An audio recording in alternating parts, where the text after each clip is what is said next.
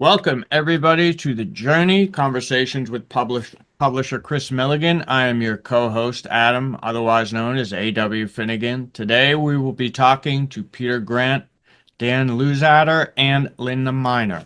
Peter Grant is a writer and independent researcher specializing in open source intelligence with a special focus on history and politics in Russia and the former Soviet Union, global kleptocracy and corruption, Eurasian organized crime, and the activities of Russia's intelligence services. In particular, he focuses on the interplay between these issues and American politics. Dan Luzadder is an American journalist and author whose lengthy newspaper career began as a teenage police reporter in the last days of linotypes. He came of age amid hagiographic newsroom characters who believed shoe leather reporting, tight deadlines, and well-placed sources were journalism's divinity. He has written for the New York Daily News and the New York Times, shared a Pulitzer Prize in 1983 for general local reporting, won a National Public Service Award from the American Bar Association for exposing corruption in federal courts, and is a member of the Scripps Howard Journalism Hall of Fame. He resides with his wife Nancy in the Pacific Northwest. He is the author of The Manchurian Journalist, Lawrence Wright, the CIA, and the Corruption of American Journalism. He is currently at work on a book and investigative documentary series on a cold case crime spree in Speedway, Indiana in 1978, and is completing a book on exploring the American myth of Al Capone. Linda Miner is a retired attorney, formerly licensed in Texas, whose legal specialty was real property law and land titles. She has a second career as a blogger and researcher for Daniel Hopsicker and other published authors. She lives near Austin, Texas, with her British-born husband and 2 cats. And now, your host, publisher Kris Millegan. Boy, Adam, thank you. Boy, we got some noted people on here that at least cracked a few books and looked into some things here. And I really appreciate you all spending some time with us here and trying to, understand how the world works. And, been looking at this for a long time, and it keeps, a lot of it revolves around the drug trade, okay, because it just creates this huge amounts of money, okay, and people then take that money and are able to corrupt things so that we don't live in an honest world. Imagine that. Okay. Now, Dan, I asked you on here because basically, like Adam talked about, you been a reporter, one that's on the streets running around looking at things and having an editor say, "Hey, Dan, look into this," and local news and other things. So, how does corruption affect us here in America? That's a kind of a broad question, but a very broad question, but the answer itself is also broad. I think that corruption affects every American citizen in multiple ways. It costs us money, it costs us integrity, and it causes problems in our political structure because there are secret deals and secret opportunities out there that work against the general public in favor of particular individuals. So my experience over some 50 years in American journalism is that just about every corner where you want to turn and take a look at things going on, you're going to find some elements of corruption affecting our public lives. So it's a pretty pervasive sort of atmosphere that I've been looking at for most of my adult life. right. Now, Peter, your background wasn't in journalism, but just as a person living here on this planet, and now we have access to the internet, so we can look into all kinds of different things. What led you into, doing your book while we slept about Putin and the corruption that Trump had?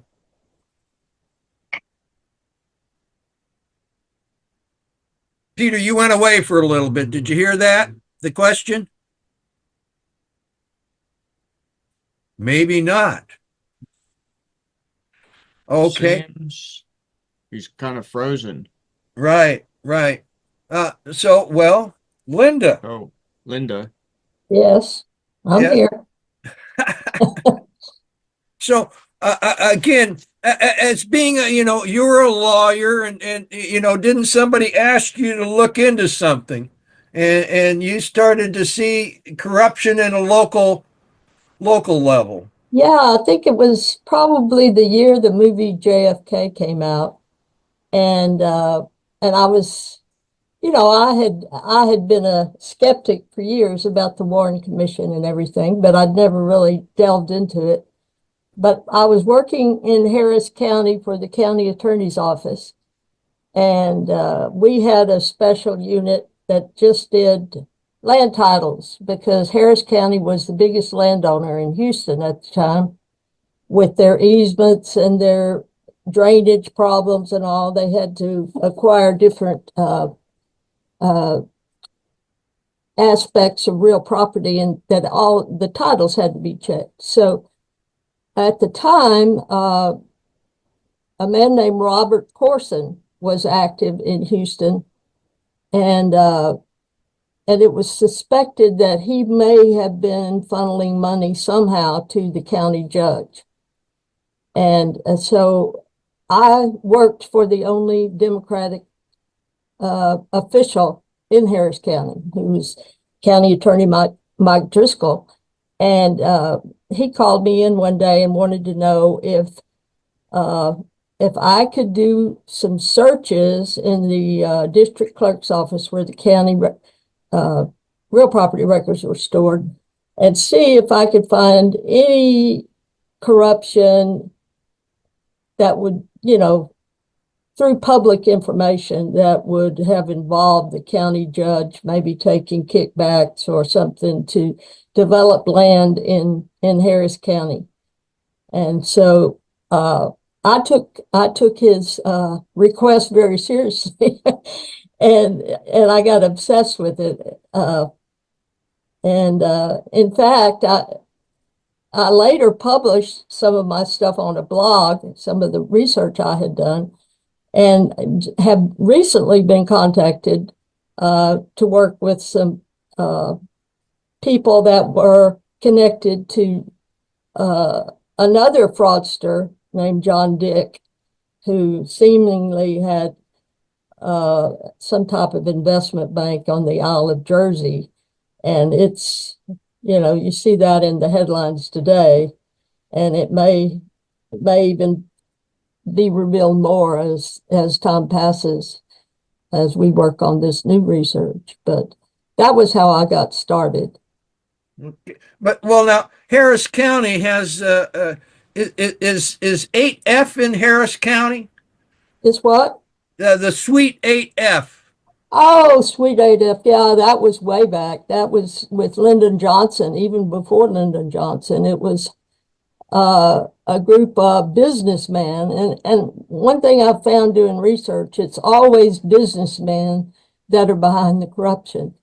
In this case, it was George and Herman Brown, who actually grew up in the same town where I live now. I didn't know that until I moved here. And they were builders and developers, and who actually got government connections to improve their business by building dams and things like that LBJ wanted. And so they became LBJ's biggest contributors for a while.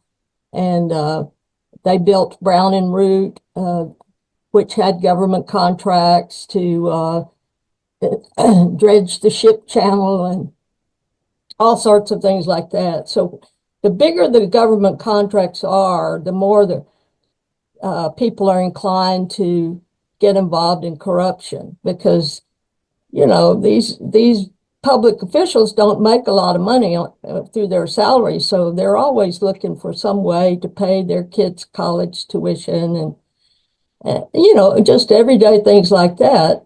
And they don't think much about it at the time. They don't think of themselves as being corrupt. They just think, well, I've got to find a little side deal so that I can live well. They justify it however they can to keep going and show up at church and become a deacon and an elder and all that. They don't want people to know what they're doing on the side, to make a few bucks. They don't think it's bad. Well, it's they call what the slippery slope. Yeah. Well, Peter, you aren't frozen anymore, so I believe you're with us. I am. Thank you. Okay, good. So, your book While We Slept, getting into corruption between Putin and Trump, and it's quite a deep dive. And what led you to do that, and what corruption did you find? Well, there's an immense amount of corruption. Specifically, if you look at them both, Trump emerged out of 1970s New York, where corruption was really just baked into all kinds of interactions that developers were doing at the time. Trump was very close with the attorney Roy Cohn, who was a power broker in New York at that time. And he was getting him, $100 million tax abatements. Many of the contractors that he was using to build his various developments, including the Grand Hyatt and Trump Tower, were connected with organized crime. For example, any deals in New York that involved the use of concrete and contracts over $2 million. There was a very famous concrete club that was operated by the Genovese and Gambino crime families. And so I kind of go through that, his early career in Manhattan, and then, of course, later in Atlantic City, where you had mentioned earlier drug money laundering. Historically, a lot of the money that has been generated through the sale of narcotics has been laundered through casinos. That goes back to early Las Vegas and then Havana, and later in the late 1970s, when Atlantic City legalized casino gambling. That also coincided with the time of the rise of the drug barons in Colombia. And so there was a great deal of money laundering through the Trump Taj Mahal casino.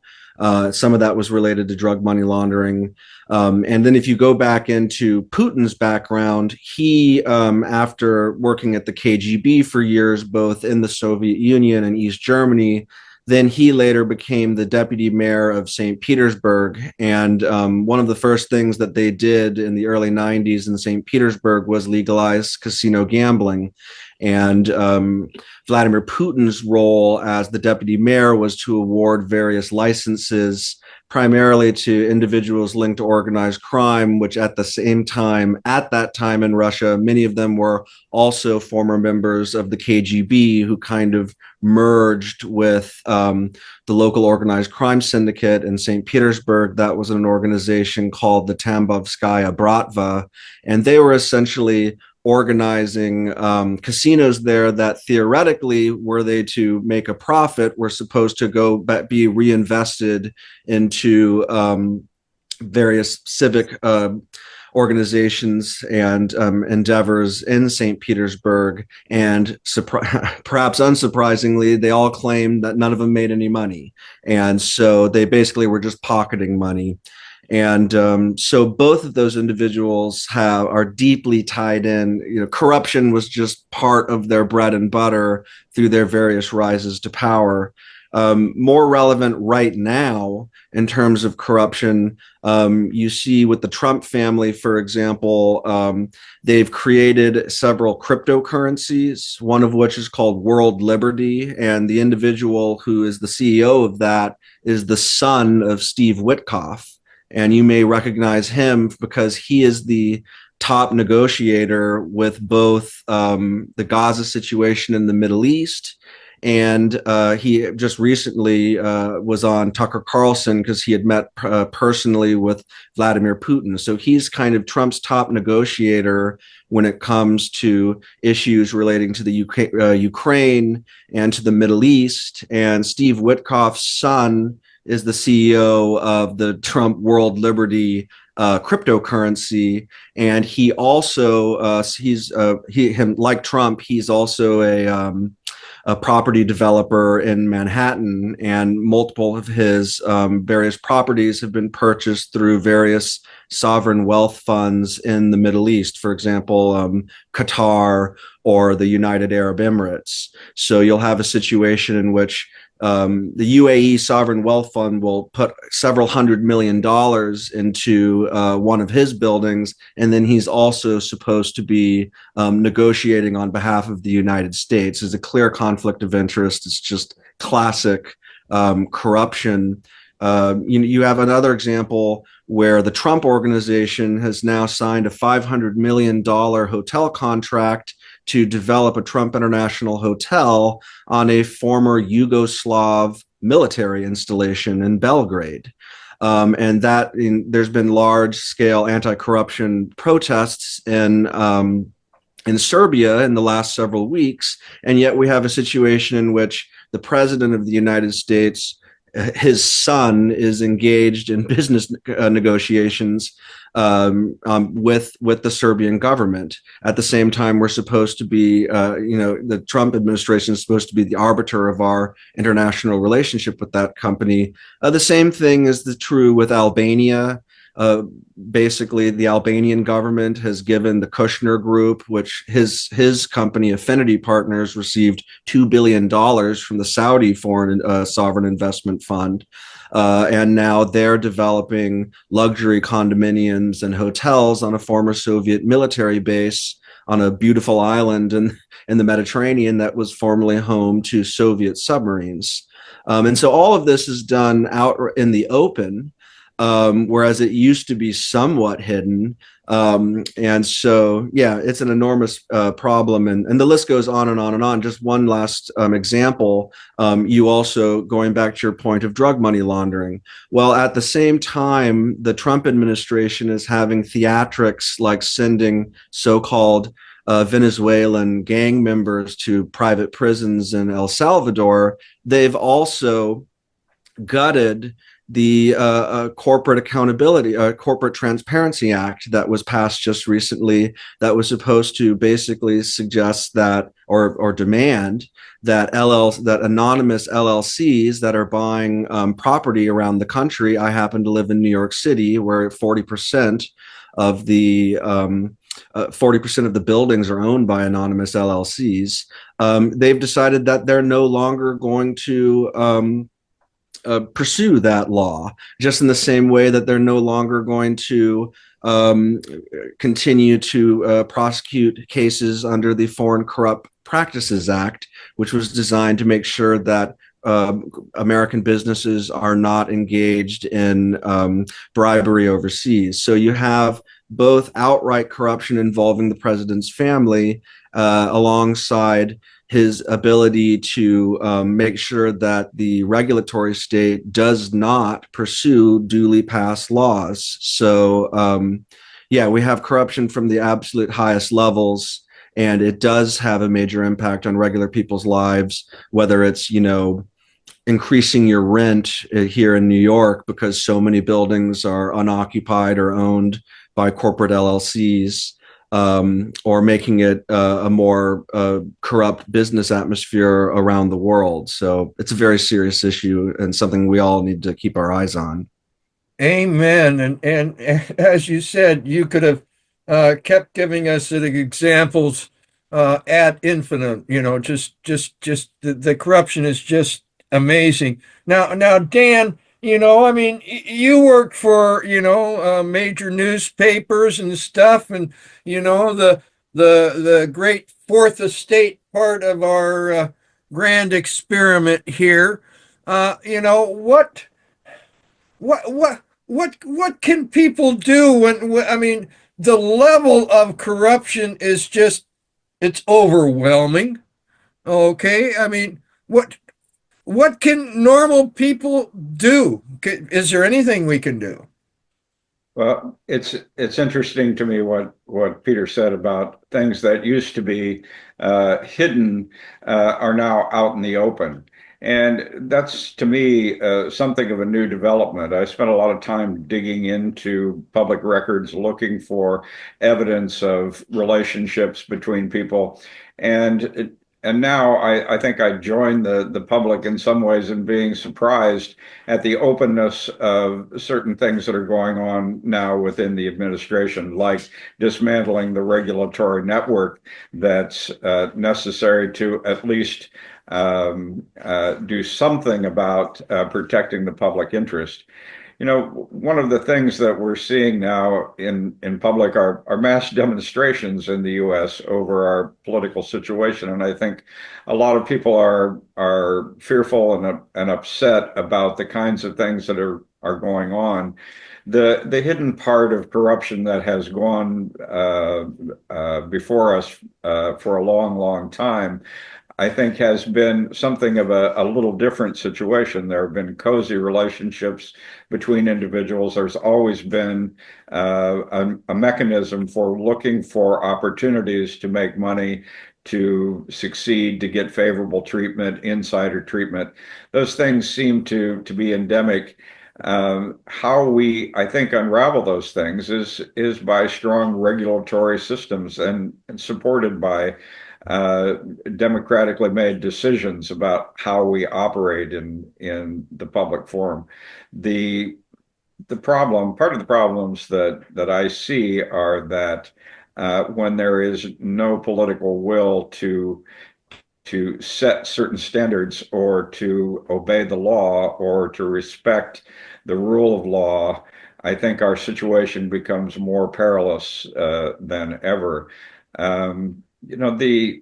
One of the things that I've noticed over a long career and looking into public corruption is that money always talks, and money that is not trackable talks loudest.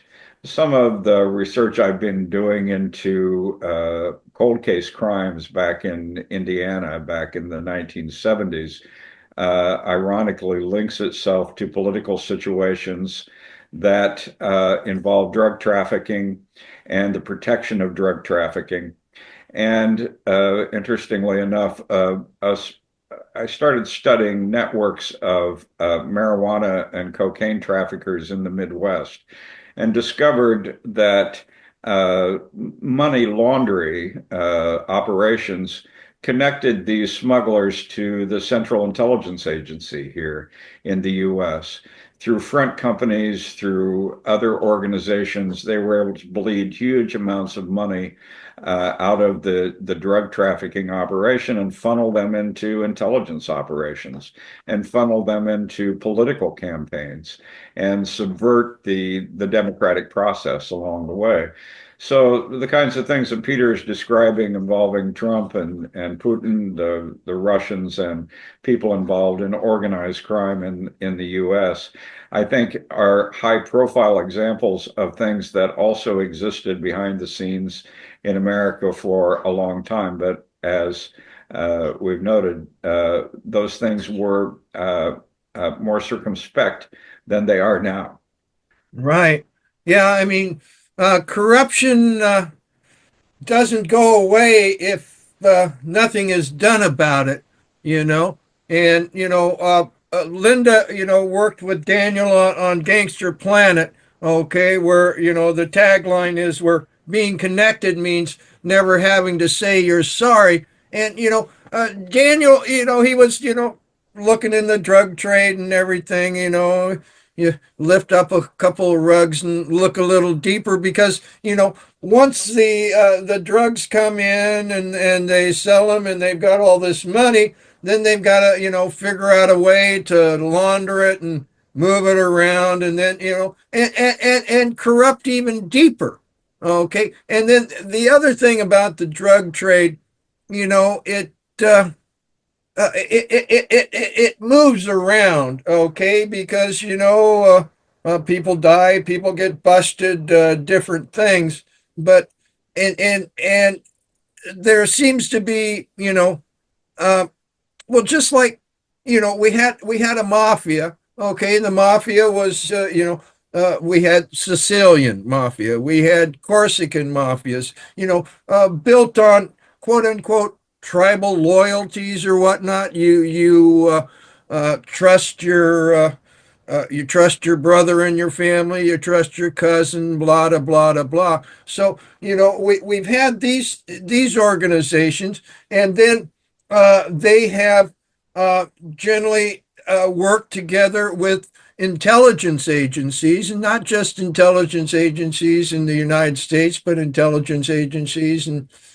every country that has an intelligence agency, because again, the drugs give you a supply of money that you don't got to ask somebody for, and then you can go do what you want with it. And one of the connecting tissues has been uh, the Chabot group. I call them the people with the fedoras. Okay. And because I find them all around Trump, I find them all around Putin, I find them all around Netanyahu.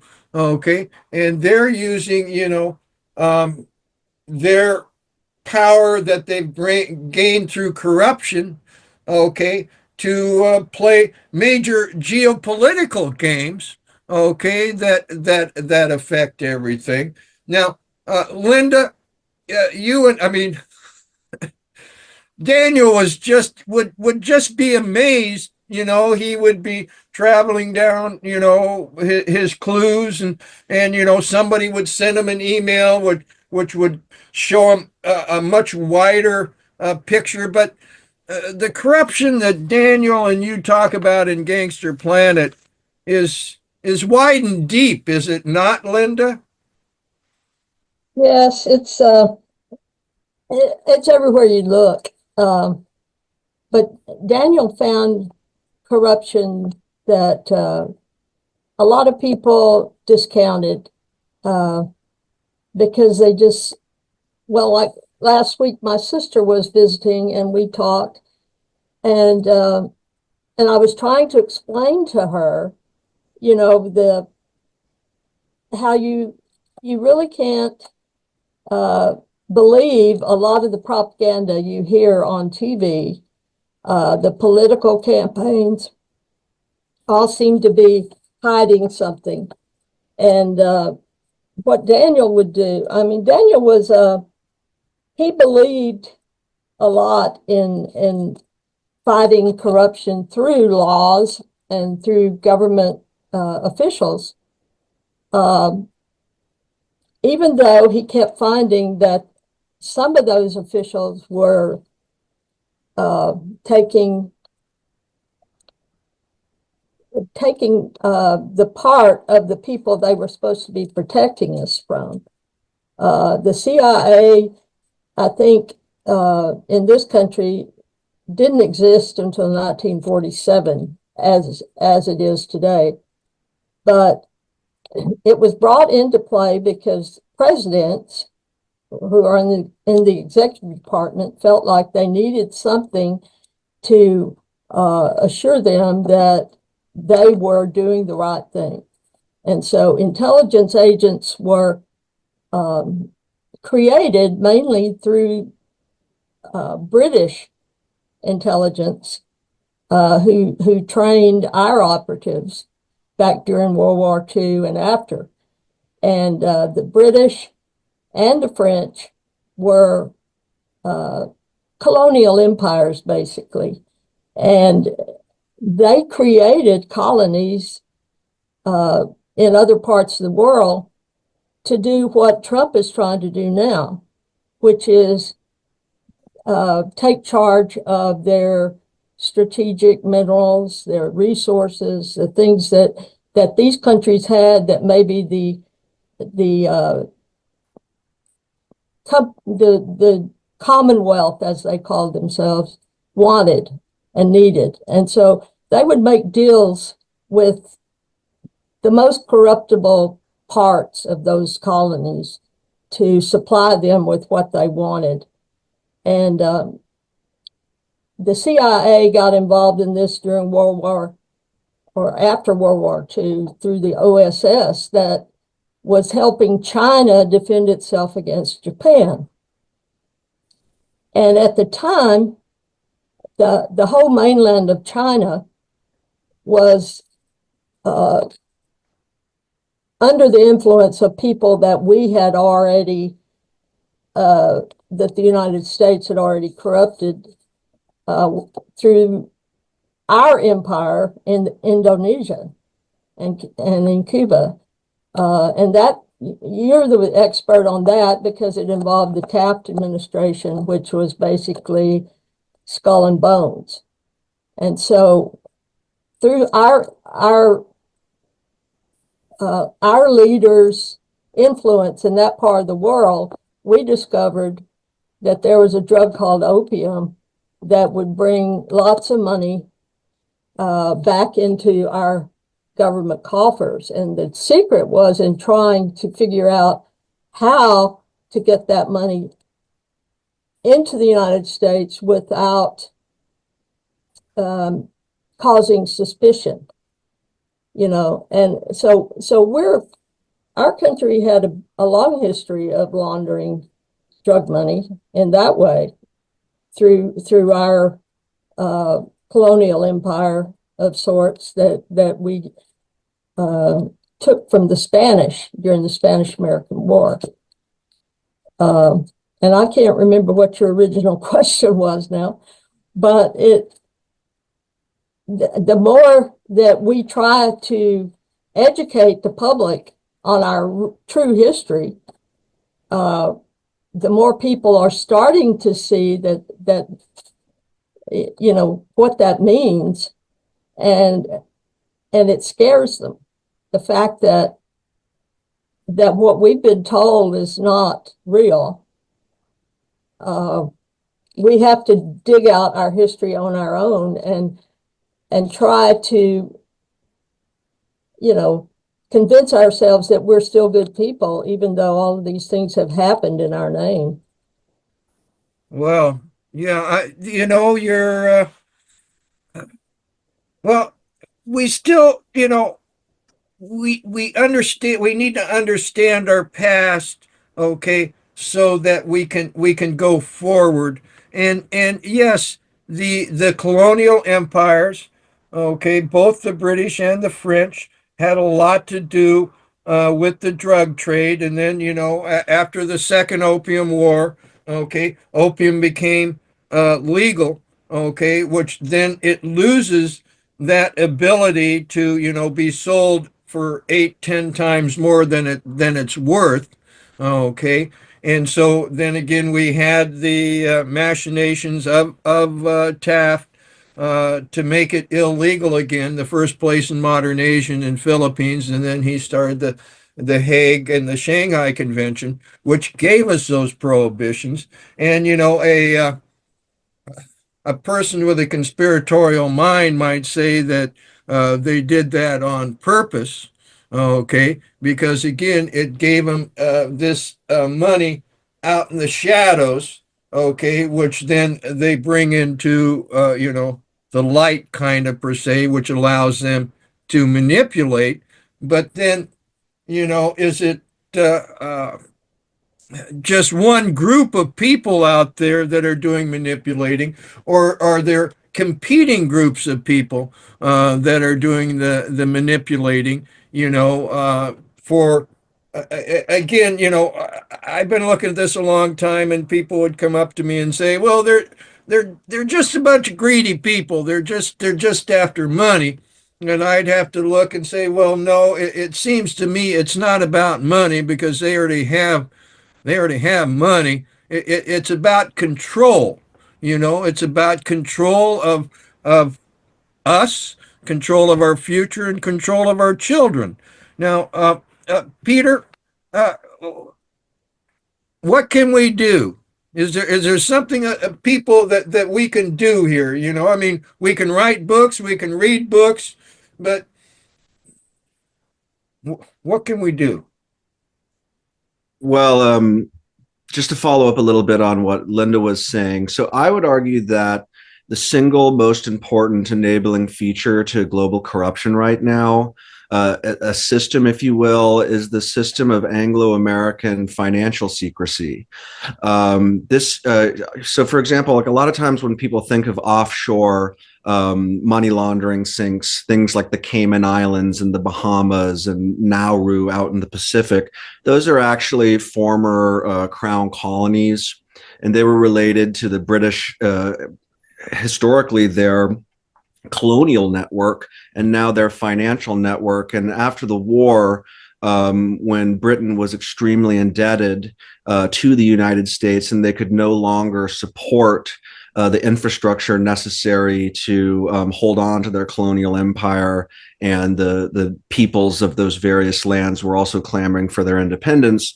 What they basically figured out was a clever workaround was you don't actually need to, say, control the mines in some distant land. If you have their corrupt elite banking with you, then you essentially can exert your influence through a more subtle means. And so they basically created secrecy laws that allowed for foreign dictators to bank with them and take their hot money out of their country. And that was essentially the same system that was used by organized crime and drug dealers. And at that time, in the 50s and 60s, when that network began to come into play, the United States was still, at least the financial markets were at that time quite heavily regulated under the New Deal regulations that passed following the crash of '29 in the 1930s. And so a lot of bankers in the city of London, which is important to understand, is a separate entity from the British government, actually dating back literally to medieval times. They have their own prerogatives and make their laws separate from the British Parliament. American firms were oftentimes using what was called the Eurodollar market, basically trading in Britain, which was not regulated under the New Deal. And of course, when Ronald Reagan came into power, he got rid of things like Glass-Steagall and a lot of other financial regulations. So I think we need to, if you're in the United States or at least in the United Kingdom, one of the things you can do is work to reform and bring transparency to our financial sector, because that is really inextricable. The licit economy is inextricable from the illicit economy. They're using a lot of the same financial institutions. One other thing that I think that can be done, and I believe I overheard that Dan was working on a book or a project related to Al Capone. I would argue that one of the most successful outfits in the history of the United States that was actually able to prosecute corruption was the IRS Intelligence Division. Under a gentleman by the name of Elmer Irie, they began to investigate organized crime, tax evasion. And the thing about organized crime, and again, this goes back to a point that Linda made earlier, is that it really can't exist without the tacit approval, not only of corruption in law enforcement, but also of politicians. And one of the things that Elmer Irie and his crew and IRS intelligence did was they did not only go against, their most notable case, of course, was against Al Capone. They also went after his successor, Frank Nitti, but they also prosecuted political bosses. An example being Enoch Johnson in Atlantic City, who was the political boss there. They also I'm spacing on his name, but one of the political bosses in Kansas City. Basically, they were able to do what Deep Throat suggested to the Watergate reporters, is follow the money. And they had the tools to do so. And unfortunately, it's actually a fascinating, there's an excellent book by the professor Alan Block called Masters of Paradise.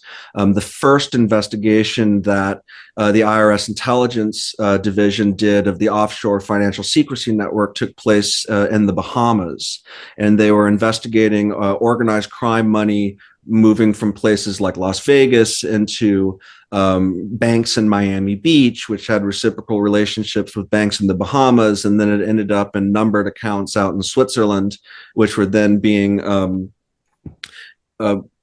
major investments of that formerly illicit money that had been laundered were going into the illicit economy and buying stock in major Fortune 500 corporations and things like that.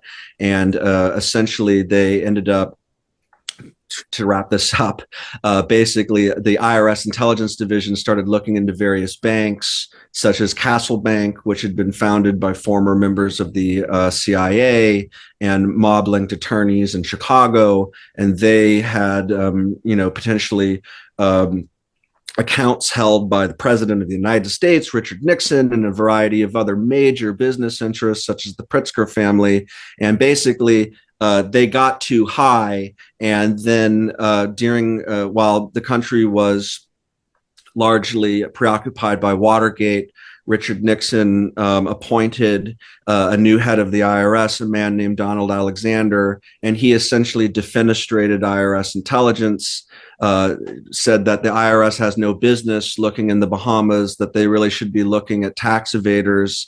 And then so they actually literally eliminated the IRS intelligence division. To this day, it's now referred to as the criminal division. And their focus now is primarily on low-level tax evaders. So one of the things that we could do, I would argue, is that we should bring back IRS intelligence. And as part of its mandate, it should be not looking into low-level middle-class tax evaders, but to looking into complex international organized crime and corruption, and following that as far as it goes, including to the highest levels of our politics, as it inevitably will, and as it did back in the 1970s. Amen. Amen there, Peter. Peter, do you think that the Russian mob now far outstrips the Italian mob? Well, I think that it's probably more useful to look. There's actually another great book called The Merger that basically shows that, much like international business, international organized crime, it's transnational in nature, and they're largely, they're working together. Money laundering, it's a totally international network. Yeah. And Russian organized crime, it has become so deeply enmeshed in the power structure within Russia right now. A lot of the top people around Vladimir Putin emerged around him during that period I referred to a little bit earlier, back in the early 1990s. Vladimir Putin established himself as the deputy mayor of St. Petersburg, and a lot of the Russian term of art is called the Siloviki. It's basically a lot of the intelligence and military officials around him became enmeshed in corrupt business. And now they followed him into power when he became the prime minister and eventual president of Russia. So the issue with Russian organized crime is that it's quite difficult to distinguish it at times from the basic power structure. A perfect example of that was Yevgeny Prigozhin, the late Prigozhin, who attempted that some form of coup or whatever, but he really was a former gangster. He had been imprisoned in in St. Petersburg. He owned several mob-linked restaurants in St. Petersburg that used to cater to Vladimir Putin and his friends. And so and then later Putin gave him government contracts to provide catering to all the school districts in Russia and the Russian military, which is worth billions of dollars. And then later he became the head of the Wagner private military group of mercenaries. And then next thing you know, now he was operating, literally, leading the siege of Bakhmut in Ukraine. So there's an example of someone who began as more of kind of what we would think of in the American context as like a street gangster running extortion scams. They refer to them as Krisha in Russia. And then through that, he enmeshed himself with the local power brokers, which were Vladimir Putin. And that led to gaining lucrative government contracts with, of course, the obligatory kickbacks. And then next thing you know, he became a senior figure who, in his case, he ran contrary to Putin and ended up in a plane crash. But there are others. So that in that way, you might say that the Russian, I refer to it as Eurasian generally, because there's a lot of individuals from Ukraine and Belarus and the various, Tajikistan, Turkestan, the various Central Asian countries that are involved. It's not just, Russians, but that they have such deep links to the Russian state that makes them, and also Russian intelligence, the KGB in the period of time immediately prior and after the collapse of the Soviet Union was involved in a massive amount of money laundering using the aforementioned Western financial secrecy networks, which anyways, to answer your question. One of the reasons why I asked was basically this old mob guy named Michael Franzese was saying something. I was watching something about him saying that the Russian mob now has a much bigger presence in America than the Italian mob. Yeah, well, interesting. Michael Franzese was a member of the Colombo family, and there were in Brighton Beach, Brooklyn at the time, a group of gasoline tax scams, which were absolutely enormous. Just to give you a sense of how much money they were making in the tri-state area alone, they were making over $1 billion a year, taxing, basically pocketing the 30 cents per gallon that was supposed to go to the government. And that scam was being run out of Brighton Beach, Brooklyn by a group of Russians, one of whom included a man named David Bogatin, who later laundered $6 million in cash through Trump Tower and met with Trump personally and delivered the cash to him personally. So that's an interesting connection with Trump. But I would argue again that the Colombo family and the Genovese family were working hand in glove with organized crime from the former Soviet Union, and it does have a major impact. And again, not only through illegal activity, I would argue that a lot of it is just money laundering in the property markets of London and New York. Again, aided and abetted by Western financial secrecy and all the various firms that are connected with that, accounting firms, lawyers, lobbyists, things like that. They're making massive investments into New York real estate. And if you look at the closest individuals to Donald Trump, individuals like Stephen Witkoff, who's now negotiating with the Russians, he's operating he has large buildings that he's selling units to, and it's all done anonymously. So who's to say that there isn't organized crime and oligarch-linked money going into his various buildings? I mean, we know that there are. It's the amounts are almost immaterial at this point because it's obviously not something that we as a democracy want to have continue. But yeah, I think that the organized crime from the former Soviet Union is fully enmeshed with their political power structure. And so it's obviously having an enormous impact on our relationship. And that's something that if you look at specifically Donald Trump's personal history, is just something that you see over and over again repeatedly.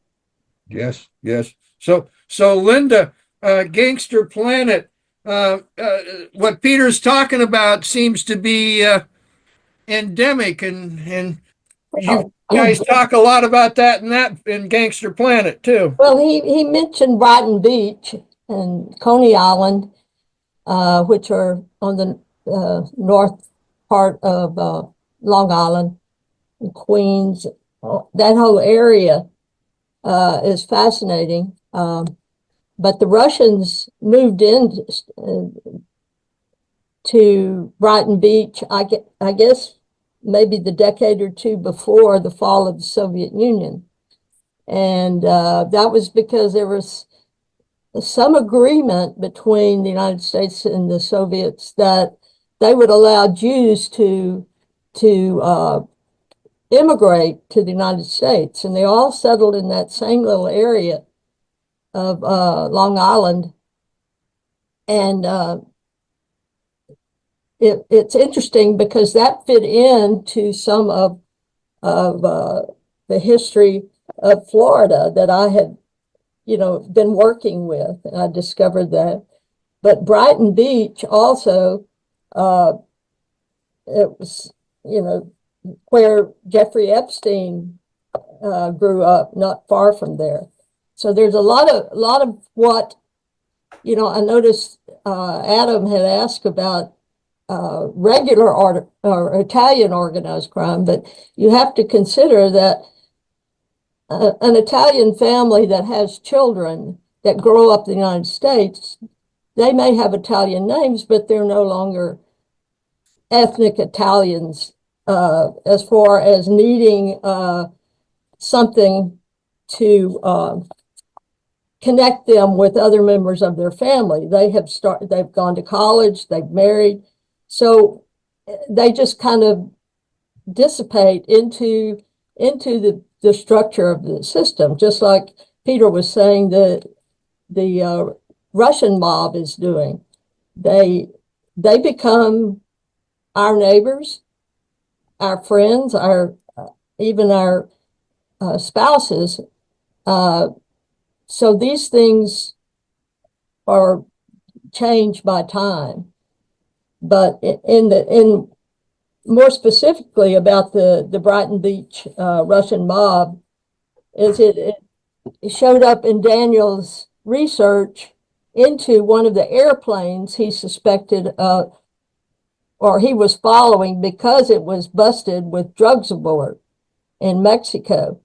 And we followed that little scenario to find out who may have been benefiting from that airplane's cargo. And it turned out that particular airplane that was owned by a former Russian immigrant who was part of that Brighton Beach area. He was a man named William Eichenbaum, and he was in business with a recent Russian immigrant named Eric Kislin.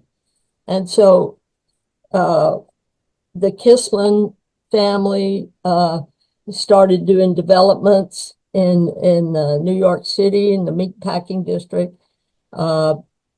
And, it's really strange that over time we traced who they were developing properties for, and those properties seemed to be connected to previous intelligence operatives in the United States. And I mentioned the DuPont family, for example. That name is one that came up repeatedly in our research. And so we delved further into that. And it just seems like anytime you have a family that has control of a lot of money and resources, they get appointed to posts that may be secretive or covert. The DuPonts were one of those. As they married daughters of the DuPont family, some of the other in-laws would be taken into the fold and given secrets of the family business or whatever. And it's a fascinating subject that I'm working on now, and hopefully we'll have. If I might just add one thing about the interesting thing about the DuPonts is that, and this goes back again to the whole system of financial secrecy, is that in the United States, oftentimes you'll see LLCs from Delaware. And that law was essentially written by the DuPont family, which operates in Delaware and has massive influence locally. Yeah. And the DuPonts were a chemical manufacturing and a munitions company. And so just to give you a sense of like how deeply involved they were certainly in the American intelligence and military world, and this is not necessarily all that surprising because they were the top chemical manufacturers in the country, is that they were involved with the gathering the fissile material that was necessary for the Manhattan Project. So this is a deeply connected to the tissue of American however you want to describe it, the military industrial complex. And they also were involved in writing laws, which to this day have a major impact on financial secrecy. Yeah. Dan, you worked for newspapers. How come us people don't know all this? Well, and other things, and any comments you care to make? Yeah. Well, and to that point, and also to Peter's point about the IRS going after Al Capone, one of the problems that has existed is a lack of information and distortions of history and distortions of factual information. The newspapers, for whatever faults they had at one time, at least were vigorous places where there were opportunities for reporters who didn't know better to tackle stories about things that were actually going on. But one of the things that I discovered in pursuing this book on Al Capone was that there was a lot of propaganda going on about who Al Capone was and what his control was of the Chicago mob. In fact, my source, who happened to be a fairly high level of the Chicago mob, talking about history and his interest in true history, one of his points was that the Chicago mob was never the mafia. They were never Italian. They were always multi-ethnic. And the actual head of the Chicago mob was not Al Capone. It was a guy named Jake Guzik, who history has characterized as an accountant for Al Capone.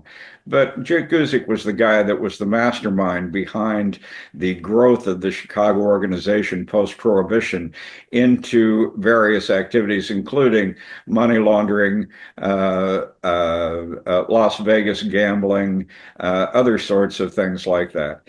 And he was able to do that with his interface with the legitimate enterprises, as Peter noted. Frank Nitti went to prison for income tax evasion, and so did Jake Guzik through the IRS. But they got very short prison terms, and that was because they had influence that wasn't available to others.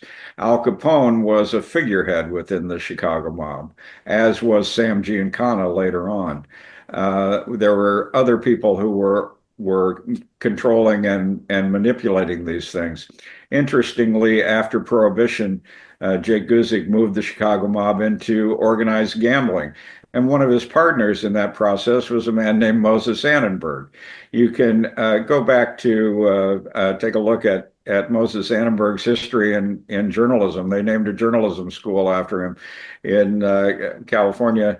The cooperation between the media and the mob was extensive, and even to the point of Hollywood filmmaking. And these kinds of things are generally not known to the American public. It's not because haven't been any reporting about them. There have been, but it hasn't been the mainstream sort of reporting that would expose some of these things that we believe to be true, which aren't really true. So I think those things, when we talk about what we can do about corruption, the more knowledge we have, the more factual information we have, and the more vigorous journalism is, I think the better chance we stand at understanding what's going on and doing something about it, or responding to politically to those things that distort our history and our ongoing understanding of what corruption is and who's doing it.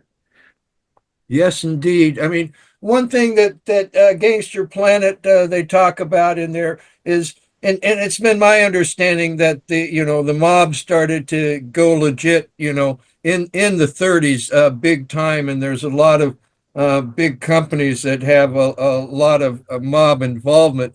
But it goes also to the low level stock corruption of pump and dump and all these things that they do, because once, again, the tagline, we're being connected, means never having to say you're sorry. Because as they show in that book, I mean, there's people, they're involved in these corrupt activities, and well, they just go away, and then they continue and they do some other corrupt activities, because when you're being connected, you don't have to say you're sorry. So, well, we got to close this up here pretty soon. So let's start with Linda, and give me some final thoughts here. And again, I mean, the time we're living in, I mean, who would have thought, I never thought when I was a kid that the times we're living in now would be what they are. I mean, it's just so corrupt and so polarized, and so 1930s Germany and all of this stuff that we're living in. Well, I think part of the problem, as I mentioned, that I was trying to explain it to my sister, and her defense was she's doing what she thinks is right. She goes to church, and and she's fighting what she believes is evil in our society. And it prompted me to explain to her that elections are based on demographics, and that at some point, Romney had, if you may recall, when he was campaigning, he went to the Republicans and he said, demographically, we can never win another election, because, he broke it down. You've got the black vote, you've got the Christian vote, you've got this block of voters. And he just said, the way it is now, we'll never win. Well, what had happened was another group of Republicans had zeroed in on what they called the Christian vote, and they expanded it. And,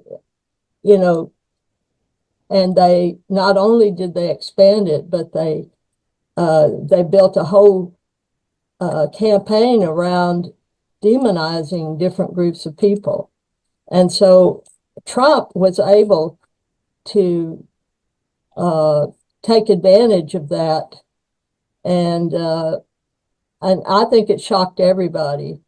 During the pandemic, people just went wild with conspiracy theories about how the voting machines were corrupt, that you couldn't trust anybody, and the only people you could trust were people that were spouting the religious rhetoric that is centered on him at this point. It makes absolutely no sense, but and frankly, I really don't know how to counter that except with more and more truth. And, I didn't convince my sister, and, it's a sad state of affairs. Right. Peter, what are your thoughts? I mean, like I said, I could have never imagined the situation the United States of America finds itself in today. And I hate to go back to, what can we do? But yeah, what can we do? Well, I think, one of the immediate problems we're facing is the absolute capitulation of major American institutions in various different areas of life to pressure from the Trump administration. Examples just in the last week include Columbia University and the Paul Weiss law firm. And it appears to be the case that, and these are, well endowed, wealthy institutions that are ABC is another example of a media organization that capitulated and settled a Trump. And I think we need to, as citizens of the country, at the very least, if you have any connections to a law firm that you use, or if your a university or institution, is to get in contact with them and explain to them that either you won't use their business, or just make phone calls and express to them that they need to be in solidarity and stand up for the law and what is right. And if it's just a case where every individual organization folds when faced, with the pressure from the Oval Office, then it's just going to go like dominoes all the way down the line. So I think what we need to know is have people stand up and express ourselves to these institutions that we expect them to stand up. Amen. Amen. So, Dan, you've worked for major newspapers. You've been part of the establishment. Again, what can we do? And is there anything that us as people can expect to happen? Well, I think one thing that we can expect to happen is if we don't support vigorous journalism and independent journalism, I think we won't have any real journalism at all, nor will we have any democracy at all. So I think one of the problems that exists is that we need to restore at least a functional infrastructure for accurate independent reporting. That when major media organizations are controlled by people who also have vested interests in other things, as we see, I think that is problematic for us. Newspapers used to publish statistics. They used to publish real estate transactions. They used to publish court activities in agate type. Those sorts of basic reporting that provided information that people could trust and depend on. We don't have newspapers doing that anymore. The ranks of journalists have been decimated to virtually nothing. Major newspapers are not major newspapers anymore, and television stations are often controlled by national organizations, and their local independent reporting is not vigorous nor well funded. We need to find a way to restore journalism to the point where independent reporting and credible reporting can be redeveloped, because I think that's a basic need going forward in order to understand what's really going on around us. We will always have propaganda. We will always have people trying to manipulate the media. But how do we find a way to recreate the institutions of journalism? a good institutional knowledge on how to report and good independent reporting and fearless reporting on what's actually going on, well documented. Yes, indeed. Okay, Adam, Peter, Linda, and